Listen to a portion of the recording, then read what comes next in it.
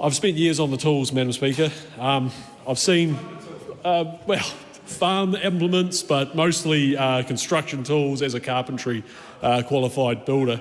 I've built small buildings. I've tried to put them in backyards, dealt with the massive amount of issues that come up with councils that genuinely don't want this to happen. That's how it feels when you're on the side of people actually trying to build things in New Zealand, and it feels like a non-stop battle. So this is a common sense change.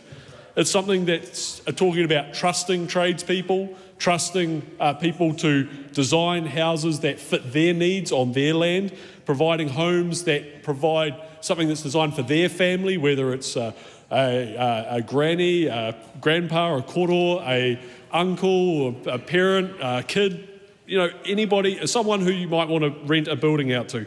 This is what we are trying to achieve here, Madam Speaker. But look, I just want to talk about a couple of things before Sue's Regnane drags me down to sit down.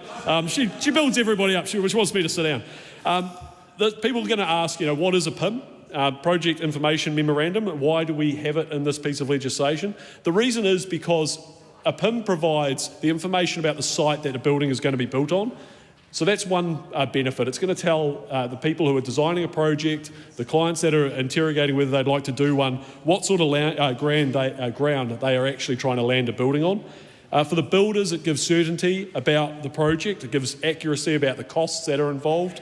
It means that can be planned properly. And for councils, and this is kind of the important part, it's a way for councils to keep an eye on what's being built in their area.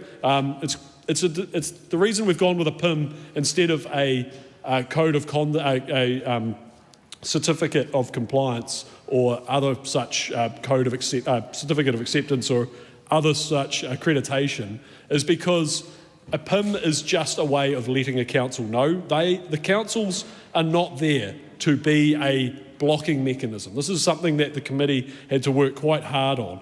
I think there has been and I'm going to say something that builders and developers who have dealt with this will understand, but the Section 71 in the Building Act, it's an infamous section. It's used as a way, in the same way I'm sure many members of this House will recognise the term RFI, request for information.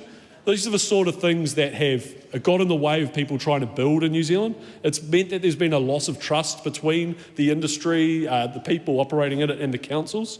So I think, Madam Speaker, we really do need to see councils taking the spirit that this bill is intended, not finding ways to delay things being built because they don't want to see it built. And I'm trying to get across the feeling of separation between the players in the industry, but there is a way forward.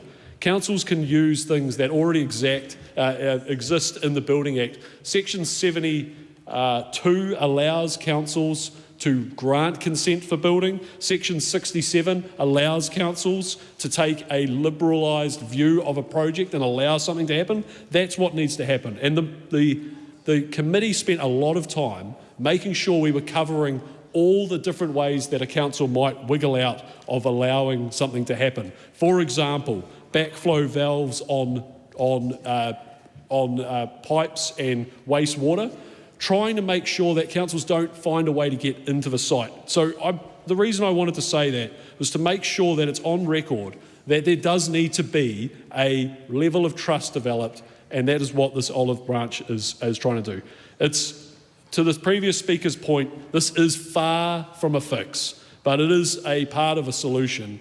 But we do need to go a lot further to fix one of New Zealand's greatest challenges, and that is the costly and complicated housing crisis.